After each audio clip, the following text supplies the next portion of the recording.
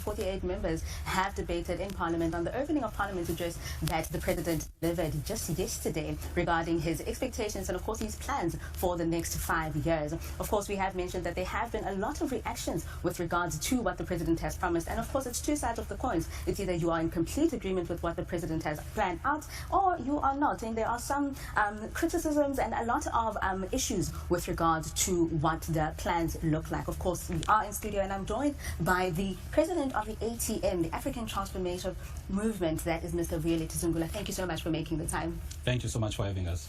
Like we said, just yesterday the President made his opening of Parliament address. A lot of people thought it was generic. It was just a little bit of an overkill of everything that he has said, even in the last administration. What are your thoughts? We need to judge Mr. Ramaphosa as a president based on the 6 years that he's been president. If he was a president that is making the first State of the Nation or opening of Parliament, then obviously you need to give him the benefit of the doubt. You need to maybe have hope that all of his promises are going to be fulfilled. But if you are referring to a person who has been making similar promises since 2018 and none of those promises have yielded anything that is tangible, then we need to stand up and say, but no, but this can't be correct. It can't be accepted as normal. Because the head of state is responsible for the well-being of the citizens of our country. What is the reality in terms of the citizens? Unemployment has gone up, crime has gone up, poverty has gone up to an extent whereby you've got people that have begun to take their own lives because they live, the manner in which they're living in South Africa is unbearable. So we can't now be occupied by how when he speaks in a certain tone, his body language, because those are irrelevant things. What is relevant is, since he became president in 2018 versus now, how has the lives of South Africa changed? Is it for the better or for the worse? But the reality in terms of the indicators paint one clear picture. South Africans' lives have changed for the worse after his ascendancy to the presidency. Now, you mentioned that sometimes you'd think that maybe you could give him the benefit of the doubt, if it had been his first speech. However, how about thinking about the fact that the sixth administration faced various challenges that other administrations had not faced, like, for example, the COVID-19 pandemic? Do you then put that into consideration when you look at the bigger picture in terms of all the other promises and all the other challenges that were not attended to? Look, you need to judge South Africa when it comes to all of the challenges, not in isolation, but in comparison to other countries. We're not the only country that faced the challenges of COVID. We're not only the country, one would say, the action in Ukraine and Russia have also impacted us. But the question would be, how have other countries actually done? You find that South Africa is standing on business by saying that because of COVID, Mr. Ramaphosa could not perform. But other countries, even though there was COVID, but their economies are growing and they are doing much better than what we are doing as a country. So we need to be critical of the president, not because we hate him, just because we love our citizens and we want what is best for him. And the unfortunate reality in our country then seems to be this protection over the president in terms of being held accountable. He's going to make a speech and speak about a social compact, inclusive growth, growing the economy. He's been saying those things since 2018. The crux of the matter is, what has that yielded in terms of the lived realities of the people? Now, of course, now we're in the 7th administration and we have a government of national unity. I know that ATM is not part of the government of national unity. Just outline for our viewers the reasons why the ATM decided not to be part of the 10 parties that decided to be part of the GNU. Look, our democracy in our country, the constitution encourages, in fact, it is constitutional that there must be opposition in our country, so that you've got parties that will guard whoever that is executive. The narrative that is being driven out there in the media, which is incorrect, is that all 18 parties in parliament need to be part of the GNU. Then it begs the question to say, who then becomes the opposition? What then becomes of that constitutional principle of having opposition to guard against any abuse of power? So that is the first thing that is in principle. The second thing, we believed in as the ATM, this is our coalition, not a government of national unity, because a government of national unity has to accommodate everyone, whether you disagree or dislike them, but because you want the ultimate objective is unity, you need to put aside your differences and work together with people that you do not like simply because they were voted for. They are representing people in this parliament. So it is in that context where we said as the ATM, this is a coalition, but a coalition, for it to be sustainable, it needs to be based on ideological and policy similarities. You can't have the ANC that is pro-unions, pro-workers, and having a coalition with the DA that is anti-workers. Similarly, when it comes to the NHI, ANC is pro-NHI, the DA is against. ANC is for the Bella Bill, DA is against. So what then becomes a program of government is going to be a program of government that is based on compromise. We dealt with compromise in 1994 when we had this government. That is why we're sitting in this mess, because we compromised in 1994. In 2024 now, under this government, there's going to be more compromises, because 30 years into democracy, what the country really needs is transformation. Transform the economy, because the economy is still in the hands of few white families. There's racial segregation in our country. There's special planning that took black people to the outskirts, furthest away from economic activities. Now, if you're the party that sees nothing wrong with all of these fundamental problems in our country and you want to partner with it, it means you're not going to fundamentally deal with those problems. You are going to just make cosmetic changes, but you are not going to deal with the root causes of the problems in our country, which is the structure of the economy, the racial segregation that we find ourselves in, and other systematic problems like the special planning that took black people away from economic activities.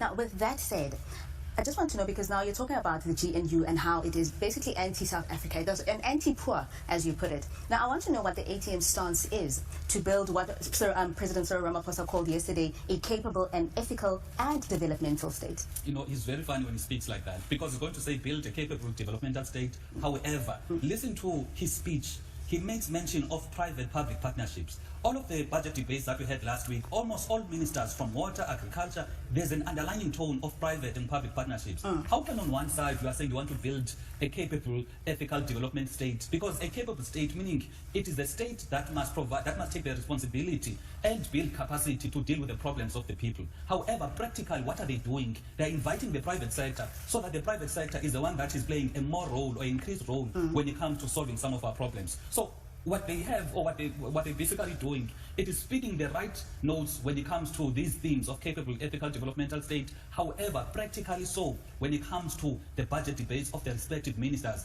they are bringing in the private sector. So that is why, as the ATM, we are still saying to South Africans, scrutinize what the president is saying. Do not just be taken away by these themes that he's been talking about. Scrutinize to say, what does it mean to have a capable, ethical, developmental state? Especially when on the other side, you are bringing the private sector so much in terms of playing an increased role in terms of dealing with our problems.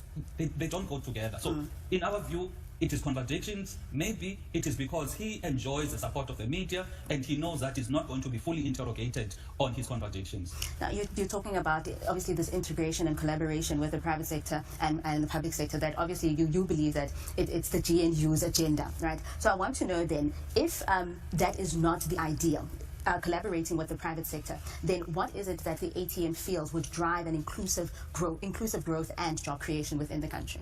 The first thing is to build a capable state, build capacity in the state to deal with the problems. I'll make mention of one problem that people are not really aware of, the question of the security cluster.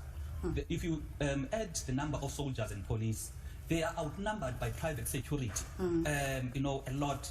Meaning you've got more private security that are playing the role of actually protecting citizens, whereas that should be the role of the state. Similarly, look at the hospitals. You've got so many private hospitals to an extent whereby the public hospitals, they are neglected and there's no focus there. That is why people opt for medical aid in order to have private hospitals. So what you basically have as the core of our problems in our country is a tale of two South Africans. One South Africa for the poor and one South Africa for the rich. The South Africa for the rich is defined by private security, private universities, private schools, and all of those things. However, the South Africa for the poor is defined by, poor healthcare and poor roads, poor infrastructure. So that is why it becomes important that the government as a core must increase its own capacity, not relegate or delegate capacity or the responsibility of doing all of these things to the private sector. Because the private sector has only one objective, and one objective only, it is to make profits. Whereas the state's objective is to improve the quality of the lives of the people. Then the second thing becomes now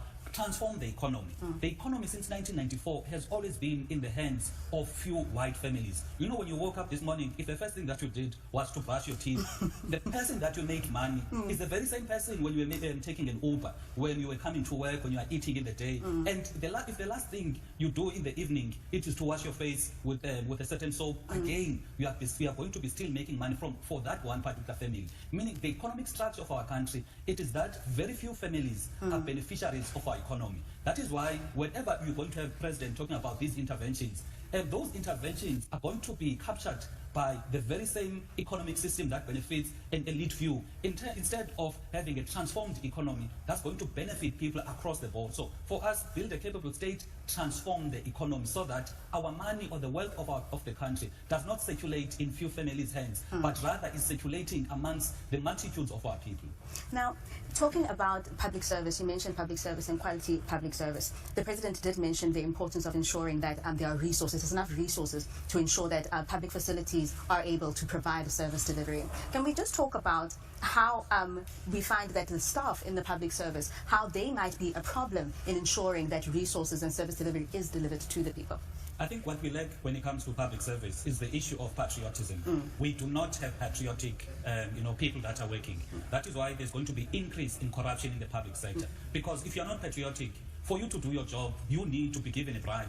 There are cases whereby when you go to a police station to just, do an affidavit, just certify documents, some of the policemen are going to say there, give me a cool drink. Go to Home Affairs, there's corruption. So the root cause of all of that, it is lack of patriotic public service. And it is a reflection of politicians, because the actions of the public sector employees are a reflection of their political bosses. So that is why it becomes very important that the country needs to interrogate the type of leaders that are there. Then the second thing, it is a question of holding accountable and punishing wrongdoers. You've got a case in the public sector whereby a certain minister, for example, commits a crime in one department. Instead of him being charged and arrested for his crimes, he's going to be deployed as an ambassador. So it becomes a problem. So that is why, in our view, without dealing with, number one, the issue of patriotism and how you punish wrongdoers, you are going to recycle, or you're going to continue the cycle of having the public sector employees doing wrong things in our country. Thank you so much. And that was an informative and insightful interview there with the President of the ATM, Mr. Vuyolwethu Zungula, talking about an inclusive